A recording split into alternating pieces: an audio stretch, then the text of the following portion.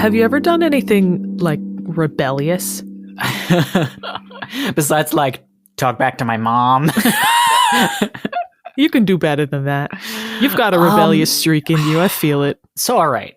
I, probably, had the blues a little bit, in college. It was maybe a little sad, This is a rough start to an episode.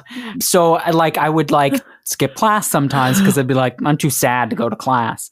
But then my teachers would be like, they would pick on me for it. And so I'd just get pissed at them. So I'd turn into this thing where I was like, well, I don't want to go to class because I hate you. Wow. Is that rebellious? I mean, it's rebelling against peace of mind, happiness. Yeah, rebelling against mental health. Yeah. Yeah, that's how I dealt with things, Emily. You rebelled. I rebelled. Welcome to Butter No Parsnips. Every week on Butter No Parsnips, your hosts Emily Moyers and Kyle Imperator take you on an adventure through the weird, wacky, wonderful, and sometimes even wicked world of one wayside word. Strange characters, delightful bits, and general joyousness abound. Join them as they test each other's etymological expertise.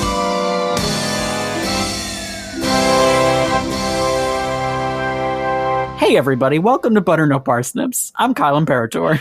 And I'm Emily Moyers. And today, we are rebelling. Yeah, I'm punk. I got my mohawk. It's a reverse mohawk. So it's rebellious against punk culture. That's how crazy it is. Rebellious against attractiveness. Emily, what's your word today? Kyle, it's a great word. The word today is agitprop. Agitprop. Agitprop. Oh. I feel like there's a chance you've heard this word. Oh, I definitely have, but I can't remember at all what it means. I've just got whiffs of different etymological sense. Oh, God. That's how it's pronounced? You could also say agitprop. Just neither of those sound right. Agitprop. Can I ask for the language of origin? Is it I don't know, Russian? Kyle, you got it. It's Russian. It is Russian. Wow. Yeah, it gives me a Russian Soviet spy feeling. That's what I get from it. Yeah. Is it used in Soviet spy propaganda? I have no idea what it means though. Is it an adjective? It is a noun. Oh, it's a noun. Something can be an agitprop. I would say something can be agitprop. You can use it countably, but not as often. Gotcha, it's usually uncountable. I mean, does it just mean oh, I can use it. I can get a hint. I would like to use my hint now. You can cash in your hint, ma'am. The hint I have for you, although you've sort of already gone there, the hint I have for you is party. Oh, does it just mean communist? No. How about this, Kyle? I will tell you that agitprop is a portmanteau, and you've said half of it. Oh, God. In trying to get this word, you have used one of the words that is the portmanteau. Something, okay, all right. The propaganda is the second part. Yeah, and the first honestly, part, I could give you the definition on that. So does it mean some type of propaganda? It does mean some kind of propaganda. And because you said propaganda earlier, I'll give you the win. Nice. Yeah, more specifically, agitprop refers to political propaganda disseminated through media such as literature, drama, music, or art. Oh. And historically, it is propaganda for the Communist Party of the Soviet Union. Yep. That is good old CPSU. But yeah, as I said, agitprop is a portmanteau in Russian. It is a shortening of the Russian phrase. Get ready for my impression of the Google pronounce lady. I love it. Отдел агитации и пропаганды. Oh, that was good. It's close. That was real good. It's close. It's probably not spot on, but it's close. I like it. Anyway, what I just said was the Department for Agitation and Propaganda, which was shortened in Russian to Agitprop. and later adopted by English as agitprop. Sure, agit now makes sense like agitator. It is, yes, exactly. Yeah. So during the 1910s, 20s, 30s, roughly that time period, the Department for Agitation and Propaganda put out a variety of media, which we'll talk about a little bit later, all with the goals of agitation and propaganda. And within the operations of the Communist Party, these words meant two different things. Agitation and propaganda meant different things from each other, or meant different things from how we use them? No, different things from each other. Do you have any guesses? Well, I do just want to say, like, real bold to have a propaganda ministry, you know? Well, we'll talk about it in a minute. Okay. Well, agitation is to, like, stir up trouble, and propaganda is to, like, quell the masses. That's my guess. Sure, that's a fair guess. Agitation was aimed at people who were not yet in the Communist Party, whereas propaganda was aimed at people who were already party members. Gotcha. That makes Subtle sense. difference, but yeah, that's why it's agitation and propaganda. Sure. But when I was looking into this, I noticed that the Russian words agitatsy and propagandy are very close to our English words agitation and propaganda, which I thought was weird, given that Russian is a Slavic language and English is not. Yeah, definitely strange. Kyle, do you have any thoughts on language of origin for those two words? Are they Russian? Is that where we get the words from? No. Is it like Polish? No. They were English first. They were English words first, but we got them from further back. Oh, I have no idea then. They are both Latin words, Romance words. Oh, okay. Wait, I'm so confused. How did Russia get them then? So, agitation, we borrowed it Where did they steal them from? No, covert operations. The language word is borrowed. We borrow words. English borrowed it from the French agitation, which I think in turn got it from the Latin agitatio.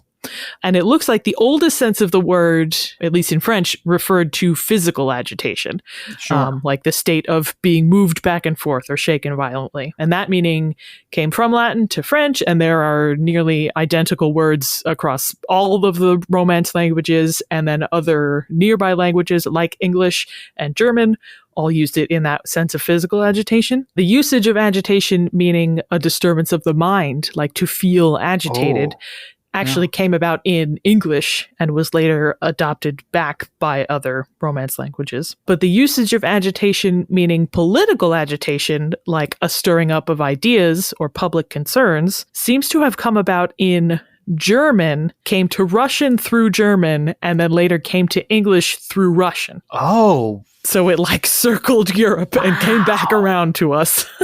Wow. It's real tour of the world there. I did. Agitation, big world traveler.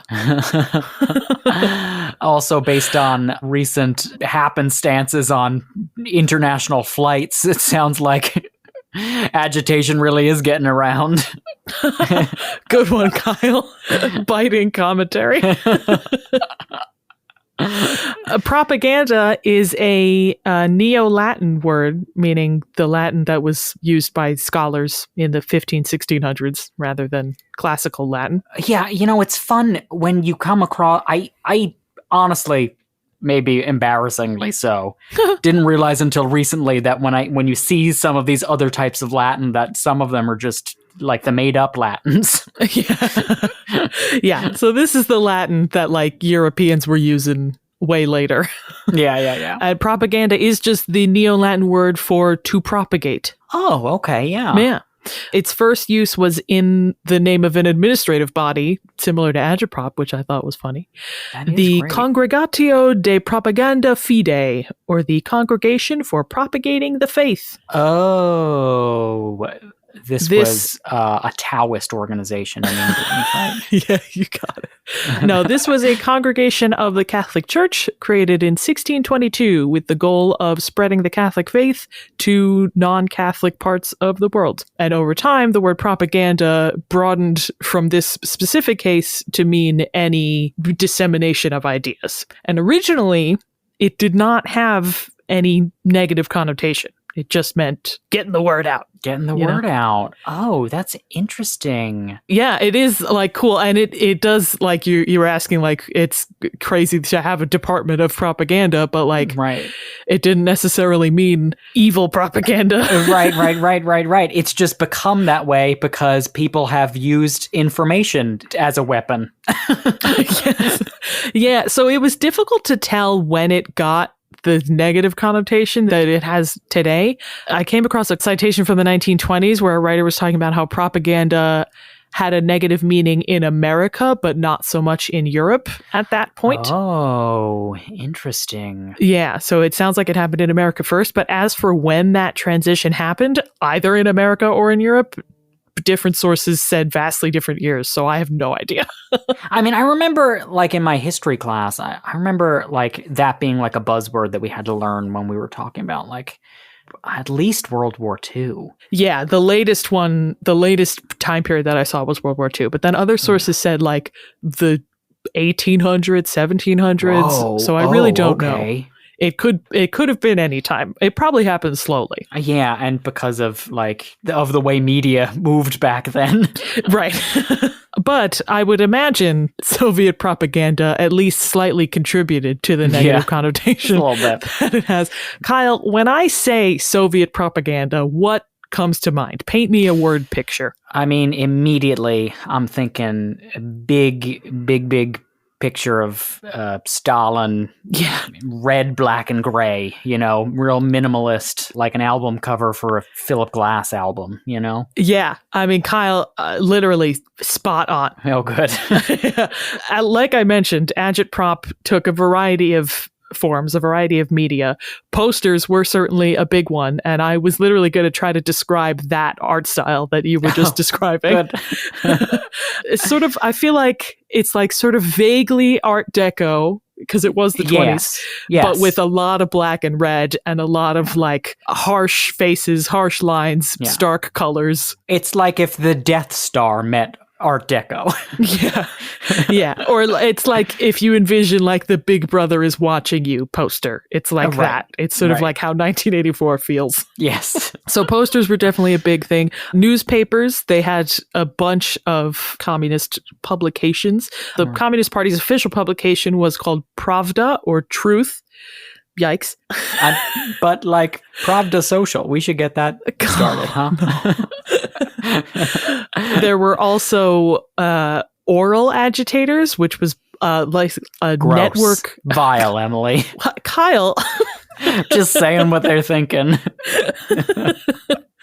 The oral agitators were basically like a network of people who dressed in uniforms and traveled to the countryside to try to bring Russian peasants like into the fold, to teach them about communism and try to bring them into the party. I guess a lot like how the Catholic organization went out. Yeah. I mean, that's agitation. That's getting to the people that you don't already have. I guess, are those all just crusades? Can we just call the Soviet Union a part of a Soviet crusade? Soviet crusade, I guess a little. Right? You're really painting a bold stroke when you say crusade, though. Yeah. I'm sure they had an inquisition if you look hard enough. I don't think you have to look that hard. But it does seem like a big goal of Agitprop was reaching those peasant communities in rural parts of Russia. Their publications didn't just spread communist ideals, but they would also like disseminate modern techniques of agriculture. And they also ran a huge literacy campaign, because they were like, boy, there's all these people that our propaganda isn't reaching because they can't read. So we got to teach everybody how to read. So there was unintended positive consequences. Yes, that is how a lot of Russians' peasant community became literate. But the biggest example of their outreach to the countryside is the agit trains. I'm really trying to get in my mind what I want an agit train to be like. I mean, yeah. Immediately, my immediate thought was like one of those magnet trains, but instead of it being very smooth, it's very rough. just vibrating violently, constantly. Yeah. You're just like in it like you're in a blender. Yeah, that is like physical agitation. Agit train. Yeah. But it's got a theme song. They're and really on branding the front of it, there's an angry Thomas the Tank Engine face. Yeah. The theme is just the Thomas the Tank Engine in minor. Yeah, and like so loud. Yeah. Deafening. Blaring, yeah. But no, these were political agitation trains. These were locomotives. The sides would be like brightly painted with that same kind of poster art of like, groups of people all standing together with their pitchforks raised, I guess. with their closed fists. Yeah. Absolutely. They would distribute posters out to the countryside, and they would actually have printing presses on board the train so they could print more. This isn't from 1984? No, this is from 1924. Yeah, so the first Agit train was launched in 1918.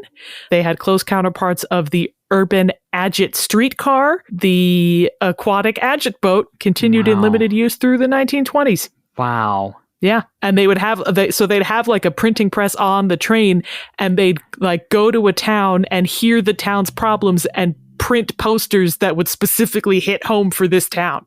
So crazy. Yeah. But also absolutely doable, and now I'm terrified. I mean, it's targeted ads, They did it. They did it before Facebook. Yeah, they got the whole meta thing like wrapped up 100 years ago. And it wasn't what are we paying Mark Zuckerberg for? We need to give We just gotta get the Bolsheviks on it. We need to give some credit to the Bolsheviks for what they've contributed to our society. That's right. And it wasn't just still images. They would have film projectors on the train, and they would have like theater cars that would show communist films and newsreels right there on the train.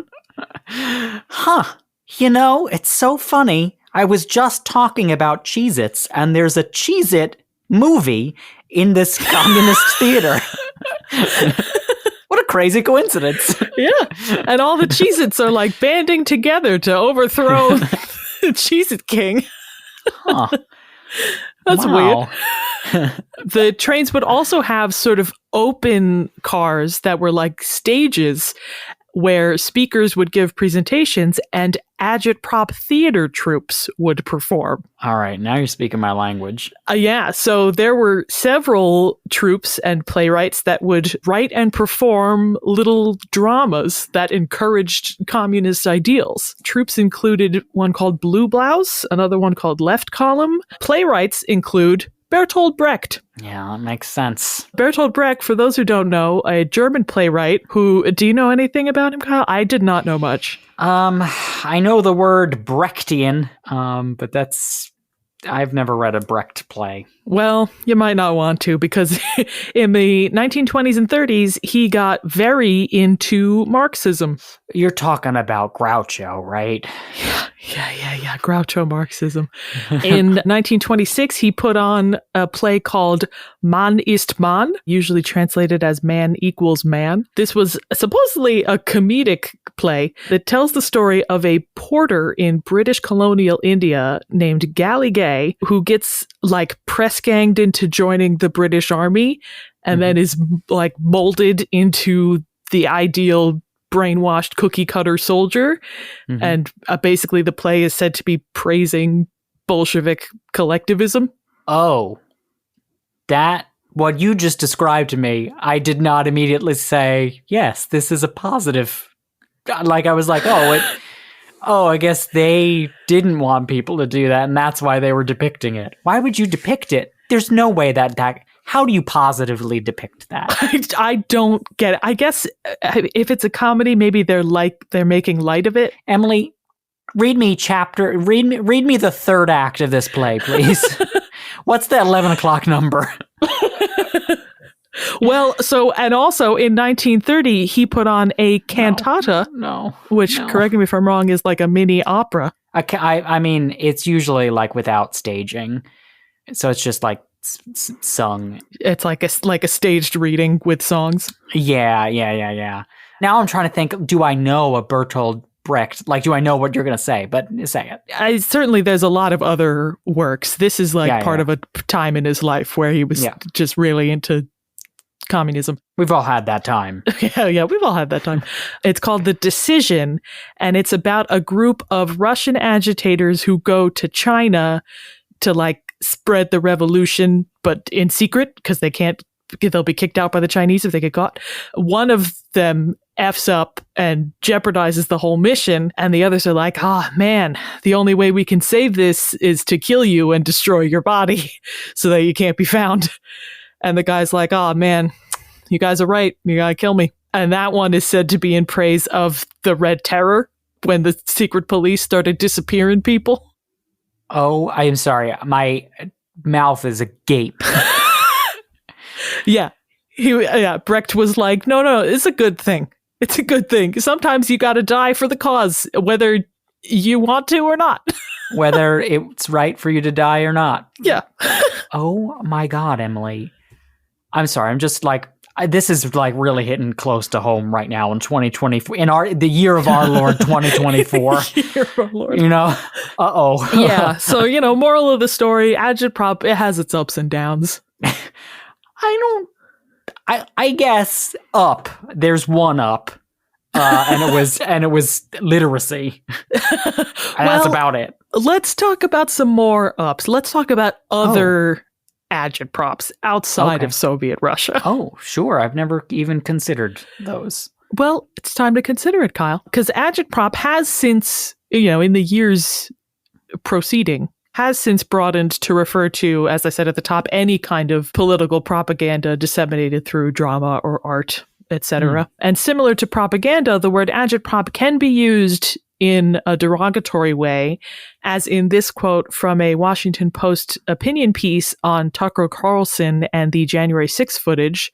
The journalist says, quote, "It's obvious Carlson will selectively pick from footage to try to further obscure public memory of that day with confusion and agitprop." Ah, yes. So that would be a sort of negative view, but it can also be used neutrally, as in this quote from the Washington Times on the Bangkok protests, quote, "Thousands of young people challenged police in Bangkok streets in 2020 with marches, satirical agitprop street theater, brawls, arson, and other acts." So that is more just like, this is a statement of fact. That's what they were doing. I don't think the journalist is using it insultingly. Okay. I don't know. I'm sorry. I think the Washington Times is a conservative newspaper, so I wonder if there's maybe some bias there. But sure. But I see how it can be used neutrally. But there are, yeah. And there are other quotes that use it in a more neutral way. Sure. That's just, this is agitprop. It is agitational. Yeah. And the prefix agit has extended even further. Agitpop, note the lack of an R, is sometimes used to refer to visual art or music that expresses radical or alternative political social ideas. Oh. And within music, agit can be applied to any genre to mean the same thing. So you could have agit rock or agit rap or agit punk, which I'm pretty sure is just punk. I think agit punk is classical music. Agit punk is a tautology. And there's one other thing I want to talk about. There was another word in Russian, agitpunkt, which literally meant agitation point and referred to like a propaganda center, like a headquarters for the agitprop department. Mm-hmm. This seems to have given rise to a Korean word, agitu. And I want to establish quickly that I couldn't find a ton of information about this word because I am an English-speaking American looking for Korean etymology. Mm-hmm. But according to the Dusin Korean Language Encyclopedia, agitu it means hideout, and it refers to a gathering place of underground movements that always move, keep their whereabouts unknown, and issue secret orders. That's really cool. Yeah, so that is more of like a rebel base. Yeah, like clandestine. Yeah, that's fun. Agitu. So Kyle, agit and agitprop can describe authoritarian regimes or rebel movements, both outspoken and underground, all to equally great effect. Yeah, I mean, true. I think you're correct. Absolutely. What a succinct word for encompassing kind of the emotional history behind propaganda, but also the intense feelings that we move forward with. Kyle, how about we wrap this up by using agitprop in a sentence? Yes, in a sentence, she says. Just one sentence. Just one sentence, not a whole diatribe, huh? I had a terrible time at the Christmas party. I was severely embarrassed, and pictures of me were taken that I didn't want to get out. So I burned them and disseminated my own agitprop, convincing others that the party went a different way. Boy. So you went for the Pravda social form of agitprop. Yep. Kyle, let's nope, let's play a game. Let's play a game.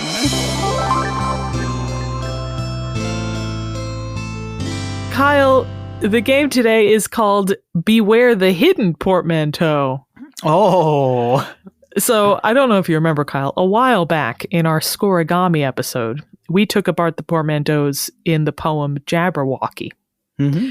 Full disclosure, what I wanted to do today was focus on political portmanteaus, because agitprop is one. And then I realized that the majority of political portmanteaus are, firstly, very easy to guess what the words are, and secondly, related to things that I don't want to think about. Fair. They're all sad. Fair, because you want to think about the Soviet Union. So this is going to be a little less on theme. I've got a list of portmanteaus that you may or may not have known were portmanteaus, and I want you to tell me what words they blend. I think that's completely on theme, and I'm all for it. Sounds great. Kyle, your first portmanteau is dumbfound. It's not just dumb and found? It is dumb. And not found? I say this other word is a synonym for dumbfound, I think. I've got no idea. It is confound. Wow. Yeah. That is so... Now that's a really good... portmanteau to me. Wow, that's so good. If you are dumbfounded, then you are so confounded that you are struck dumb. That is such a great portmanteau. I love that. Nice. All right, your next one is snark. Oh, snark. I feel like I've looked into this one. It's snotty and Joan of Arc. Yeah, you got it. Oh, God. Snippy and malarkey. No, it Malark, that's what we all say, right? It is snide remark. Snide remark is a snark. Yeah. That's really good. Yeah, I like both of those. Those are good. Emily, you're delivering on your promise. I did not know these were portmanteaus. Well, the next one, you might or might not. It's now time for the brand name edition. Velcro. Oh. Yeah. I feel like I did know at some point. It's like fabric. It's like... One of the words is a fabric. Yeah. Velvet. And the crow is Cro-Magnon. No. No, it's like... It relates to how the attachment part of Velcro. Yeah, like hooks. Like... Yep. Crook. Hook and loop. You got it. Come on. Crook? No. Hook and loop. It is crochet. Crochet. Yep. But you got velvet. Partial credit. So between the three that we've done, you've got 2 correct. I didn't get any. You got dumb and velvet. So those are 2 halves for 1. Oh, yeah. So I got 1 of 3 is what you mean. Oh, you didn't get snark. That's right. No, you got 1. I didn't. Well, you're worse than I thought, Kyle. I know. Kyle, I've got 1 more, and I feel like we should get 1 political one in here. Please. Gerrymander. I know that one. And I want full here, Kyle, because I knew you were going to know. I know this one for full, yeah. Okay. So, Elbridge Gerry, was that the guy? You got it, Kyle. What a horrible name. It's a bad first name. First and last. Elbridge Jerry. And salamander, because the district looked like a salamander. yes, and there was a political cartoon that drew it to look like a mythological salamander. It had like wings and a spiked tail. Yeah, now that I think about it, a gerrymander could be a Pokemon. But yeah, it was like a journalistic commentary from like the 1800s on Elbridge Gerry, who was redrawing districts in his favor. And that's just how long we've put up with gerrymandering in this country. Well, at least that's how long there's been a word for it. Probably longer. Fair. You're right. So this has been a whole episode about why governments are bad. Hope you liked with it. the government. Emily, I loved it. And I'm positive that the patrons that listen to this episode are, one, either loved it, or two, are maybe a little confused about where we stand on the political spectrum. And either is okay by me. Love to keep the masses guessing, you know? Keep them guessing. Keep them guessing.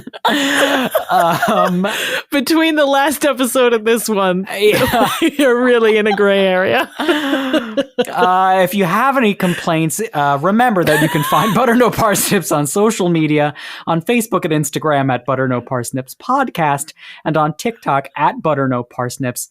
No other social media that we may have alluded to on this podcast are we on. No. And if you like today's episode, consider giving us a 5-star rating or review wherever you heard us. And if you really liked this episode, consider donating to our Patreon at patreon.com/butternoparsnips, because we do got to be a little bit capitalist. Yeah. Donating $5 or more earns you a shout out either on social media or right here on the podcast. Thanks so much to all of you. You help us make what we make. And with that, I've been Emily Moyers. And I've been Kyle Imperator. And this has been Butter No Parsnips. Butter No Parsnips is produced by Seth Glicksman, Kyle Imperator, and myself, Emily Moyers. The main theme and accompanying themes were composed by Kyle Imperator.